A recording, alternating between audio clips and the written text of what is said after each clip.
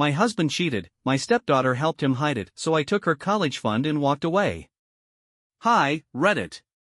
I'm reaching out because I'm stuck in a really awful situation with my stepdaughter, and I have no clue how to handle it. Let me give you some background first. I'm a 42-year-old woman, and I've been with my soon-to-be ex-husband, Wesley, who's 44, for 15 years. Out of those 15 years, we've been married for 10. Honestly, I've loved him more than anyone else in this world. Wesley has a daughter, Melanie, who's 17, from a previous relationship. He and Melanie's mom weren't ever married, they just had a short fling that lasted a couple of months. During that time, she got pregnant, and though they had already broken up by the time she found out, she decided to keep the baby. They agreed to stay cordial and co-parent for Melanie's sake. Unfortunately, Melanie's mother passed away in a car accident when Melanie was just 6 months old. After that, it was just Wesley and his little girl. When Wesley and I first got together, he made it clear he wasn't just looking for a wife, he wanted someone who could be a good mother to Melanie, too. I didn't mind at all because I've always loved kids, and Melanie was only 2 years old at the time. I was more than ready to step into that role and raise her like my own. From the start, I was committed to our relationship, and after 5 years of dating, we decided to tie the knot. Life wasn't always perfect, there were ups and downs, but at the end of the day, I truly believed Wesley loved me as much as I loved him. I never had any reason to suspect he might cheat on me. Even as recently as a few months ago, we were talking about taking a family trip to celebrate our 10th wedding anniversary, and he seemed genuinely excited about it. A guy who's excited about a family trip doesn't sound like someone having an affair, right? So this whole thing blindsided me. 6 days ago, while I was at work, minding my business, I got an email that flipped my world upside down. It was from Wesley's coworker, and it contained every detail of their 7-month affair. She even attached proof texts, call logs, and pictures of them together on days when he had told me he was away on business trips. Turns out, those business trips were actually romantic getaways with her. I was in complete shock. I left work immediately and went home, not knowing what else to do. The house was empty, Melanie was at a friend's, and Wesley was still at work, so I sat down and read through the email again, word for word. I wanted to be sure I wasn't imagining things. At the end of the email, the coworker included her phone number, saying she felt I deserved to know the truth since Wesley was never going to tell me himself. She explained that he'd been promising her for months that he'd come clean and end things with me, but he never followed through. She said she finally decided to tell me herself because she couldn't keep sneaking around with a married man anymore. I didn't know what else to do, so I called her. At that point, the worst had already happened, so what more could I lose? When she answered, she apologized and said she didn't mean to ruin my marriage, but she had fallen in love with Wesley. She went on to explain how their affair started, how long it had been going on, and all the promises he'd made to her, the same ones he'd made to me when we first started dating. With every word, my heart shattered into smaller pieces. I didn't think anything could hurt worse than that conversation until she told me Melanie had known about the affair all along and had been helping Wesley cover it up. That completely broke me. I've known Melanie since she was 2 years old. I've raised her like my own daughter. I've never thought of her as just my stepdaughter, she's always been my child in my heart. To find out she betrayed me, too, felt like my whole world was falling apart. The coworker explained that whenever Wesley needed to cover for himself, Melanie would make excuses for him, like why he wasn't answering his phone or where he was. In return, he'd shower her with expensive gifts. It made sense of a lot of things I hadn't questioned at the time. Lately, he'd been spoiling Melanie more than usual, but I figured it was because work was going well. He'd been buying me jewelry and clothes, too, so I just assumed he was feeling generous. Now I know it was guilt money. Hearing that Melanie not only knew about the affair but had even met the coworker multiple times and kept everything a secret broke me in ways I can't even put into words. Knowing Wesley cheated was devastating, but realizing Melanie had a part in it made it so much worse. After that phone call with Wesley's coworker, I made up my mind I couldn't stay in that house any longer, waiting for Wesley and Melanie to come back. The weight of betrayal was too much to bear, and I couldn't stop crying. I didn't want to give Wesley the satisfaction of seeing me like that, broken and devastated. So, I packed up a few essentials, got in my car, and drove to a hotel out of town. Once I got there, I turned off my phone because I didn't want to deal with anyone. That night, I drank myself to sleep in the hotel room, trying to numb the pain. The next morning, reality hit hard. I had to turn my phone back on to call in sick to work, and when I did, I saw a flood of missed calls and text messages, hundreds of them, from Wesley and Melanie. But I didn't feel like replying. I couldn't bring myself to face their words, whatever they might be. Amid all those messages, I noticed one unread text from a guy at the car dealership. I'd been talking to him recently about buying a new car, but I'd been holding off because the car was pricey. I'd been saving money for a while, but with our anniversary trip coming up and Melanie's 17th birthday around the corner, I decided it was better to wait. I had even been planning to surprise Melanie with a car for her birthday instead of buying one for myself. But when I saw that text, something inside me snapped. The thought of how much I'd been willing to do for Melanie, how much I'd sacrificed, filled me with rage. In that moment of anger, I decided it was time to put myself first for once. The dealer had asked if I was still interested in the car I'd picked out, and without a second thought, I drove straight to the dealership and bought that shiny, luxurious car. I wasn't thinking rationally, I knew it was way out of my budget, but I had an ace up my sleeve. For the past 10 years, ever since Wesley and I got married, I'd been saving up a college fund for Melanie. It was meant to be a surprise for her when she announced her college plans. I'd been so excited to hand her that gift one day. But after everything I'd learned, I couldn't bring myself to care about that anymore. So I used that money to buy the car instead. Once I had the keys in hand, I decided it was time to confront Wesley and Melanie. I drove straight to our house. As soon as I walked in, they rushed over, trying to hug me, telling me how worried they'd been all night. I didn't give them a chance to say much. I immediately told them I knew everything, how Wesley's coworker had reached out to me and spilled the truth. I told them how disappointed I was in both of them. Wesley just stood there, silent, probably realizing he had no excuses left to give. Melanie, on the other hand, started crying and tried to explain. She said she was only trying to help her father and didn't know what else to do. She claimed she loved both of us equally and just wanted us to be happy. But I wasn't buying any of it. She's 17, old enough to know right from wrong, and she chose to side with her father and cover up his betrayal. On top of that, I'm sure the expensive gifts Wesley had been giving her were enough incentive to keep her quiet. I told her I didn't believe a word she was saying. I was furious and heartbroken, so I went ahead and announced that I was leaving Wesley. Honestly, he should have seen it coming. No one in their right mind would stay in a marriage after finding out something like this. I also told Melanie that, more than Wesley, I was deeply disappointed in her. Husbands cheat all the time, it's not the first or last time this will happen to someone, but I had always believed Melanie would have my back. I didn't think of her as a stepdaughter, I loved her as if she were my own flesh and blood, maybe even more. Knowing she had lied to me and betrayed me hurt more than anything Wesley had done. I also told her that the college fund I'd been saving for her was no longer hers. She wasn't worthy of it after what she'd done. Saying that out loud nearly broke me. This was my family for the past 15 years, and walking away felt like tearing out a piece of my heart. But I had to do it. After telling them both how I felt, I turned around and left. I didn't give them a chance to explain themselves. They followed me out of the house, still trying to talk, and I'm pretty sure they saw my new car as I got in and drove away as fast as I could. Back at the hotel, I wanted to block their numbers so badly, but I just couldn't. Emotionally, I'm still struggling to process everything that's happened. For the past 5 days, Wesley and Melanie have been desperately trying to get in touch with me. They text almost every hour, call repeatedly, but I haven't responded. I read their messages, sure, but I don't feel like saying anything back. At first, Wesley focused on asking for forgiveness, but when it became clear I wasn't budging, his tone shifted. He started apologizing for what he did, admitting that I deserved better.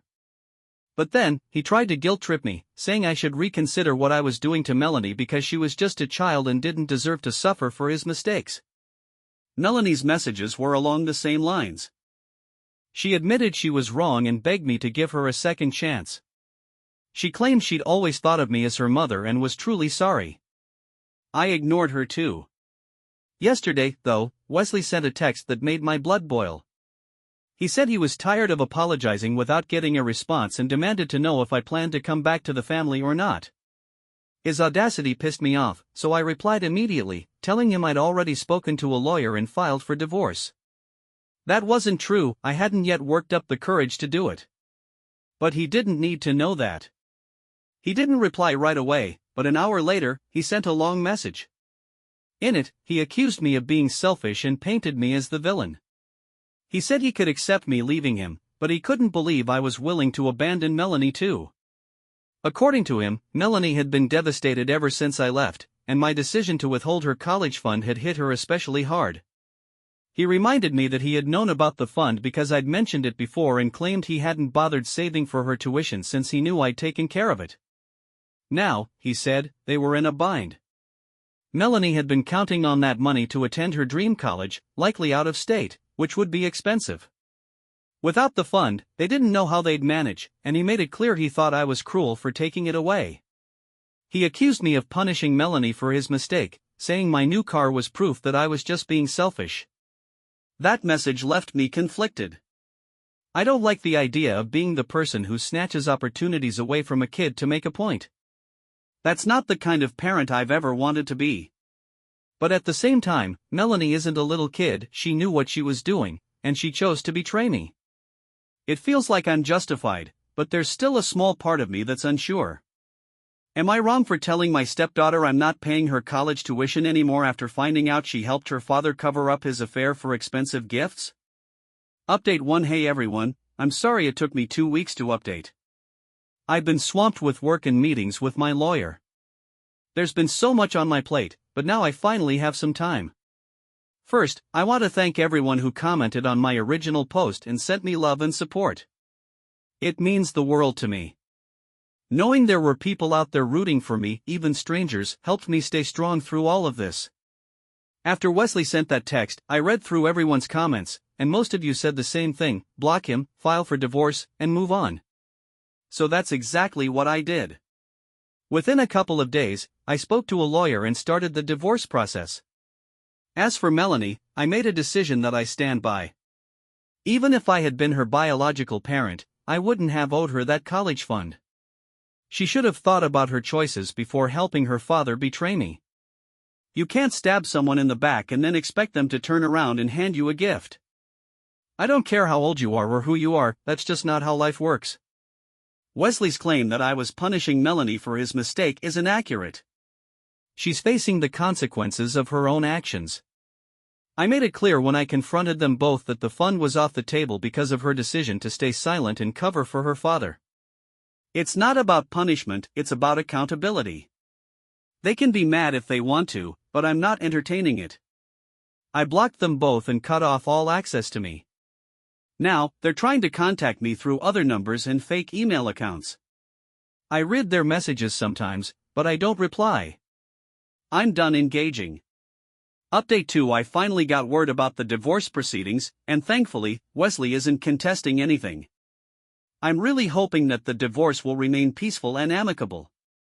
It's been nearly 3 weeks since I discovered Wesley's affair, and life has shifted dramatically. I stayed in a hotel for the first couple of weeks after leaving, but it started feeling unnecessarily expensive. I could afford to stay longer, sure, but I didn't want to waste money. So, I've moved in with a close friend who's been kind enough to let me stay until I find an apartment of my own. My friend is a licensed therapist, and she suggested I start therapy to process everything that's happened. At first, I wasn't sure, but now I'm seriously considering it. I think she's right, it would probably help me heal and move forward in a healthier way. The biggest change, though, is that I've quit my job.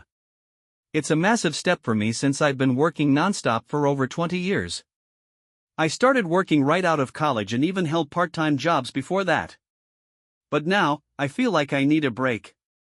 Thankfully, I've been saving diligently for the last decade, and that cushion gives me the freedom to step back, reevaluate my life, and plan my next move. I've decided to use this time to finally work on something I've always dreamed of, starting my own business. That had been the long-term plan, but I was waiting until Melanie went off to college, thinking I'd feel more financially secure by then. Now, there's nothing holding me back. Over the next few months, I'm going to develop a business model, research potential investors, and build the foundation for what I hope will be a bright new chapter. Despite everything, I'm genuinely excited for what's ahead. I also finally told my parents about the divorce. I had been holding off because I needed time to process it myself first. After our conversation, I decided to announce it on social media too.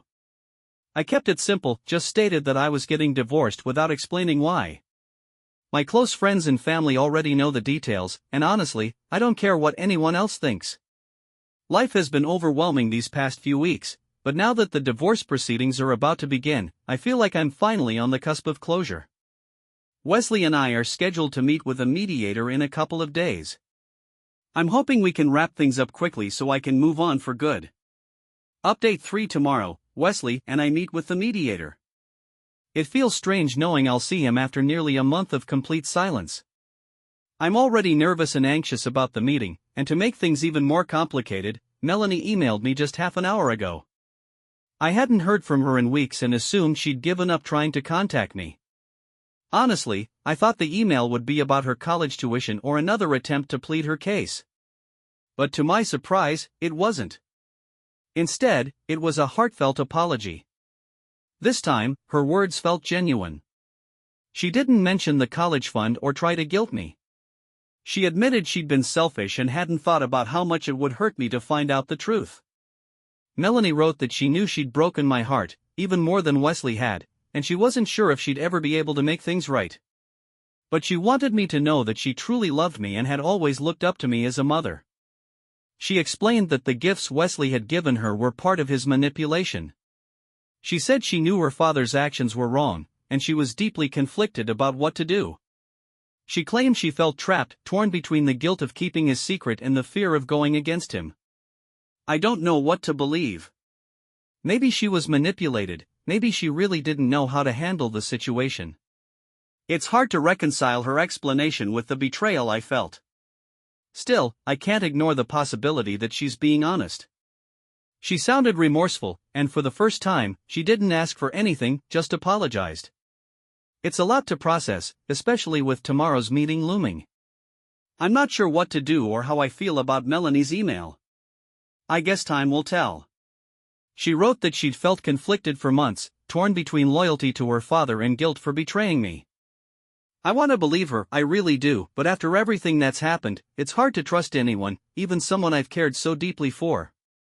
That email only added to the whirlwind of emotions I was already dealing with. I miss Melanie terribly, and as much as it hurts to admit, I miss Wesley too. But I've come to realize that I have to learn to live on my own. Trusting people, especially those closest to me, has brought me nothing but pain. So, for now, I'm sticking to the no-contact rule. Update 4. It's been a couple of months since my last update, and the divorce is finally nearing its end. In just a few weeks, it'll be finalized, and I'll be able to truly move forward. The negotiations went relatively smoothly. The hardest part was seeing Wesley during those meetings. Every time I looked at him, I felt this tangled mess of anger, hurt, and deep sadness. Somehow, I got through it, and now, I'm finally done. I've moved into a new apartment and have been living alone for a few weeks now. It's been different, but nice. My friends and family have been incredibly supportive, visiting me almost every other day to check in. Their kindness means the world to me, and having company has helped stave off loneliness.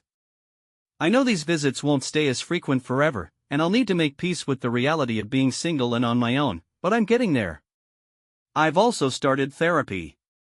It's a long road ahead, but I'm determined to process and accept everything that's happened. One day at a time, as they say. Since our last mediation session, I've had no contact with Wesley, and while it's not easy, it's been liberating. Melanie, on the other hand, has been different. In my last update, I mentioned her email apologizing and explaining how she felt manipulated.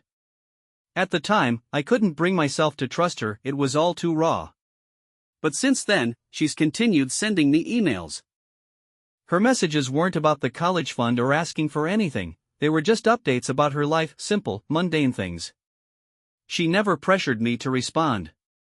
It felt like a one-way street, her trying to reconnect while I kept shutting her out.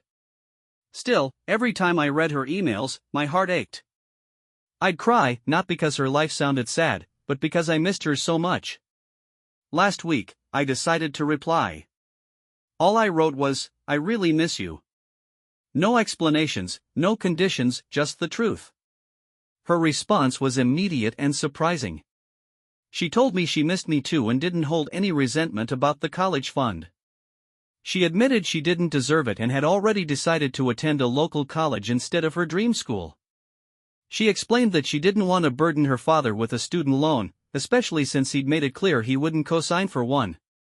She said she'd work her way through school like most people do and use whatever help her father could provide. She seemed okay with it, content, even. Since then, we've been emailing back and forth. I told her I wanted to rebuild our connection but needed time. After everything that's happened, I can't rush into anything. She said she understood completely and reassured me that I could take as much time as I needed. She acknowledged that she had betrayed my trust and was willing to wait, no matter how long it took. I don't know what the future holds, but I'm cautiously optimistic. Melanie seems genuinely remorseful, and I'm hopeful we can rebuild our relationship someday. For now, I'm taking it one step at a time, fingers crossed.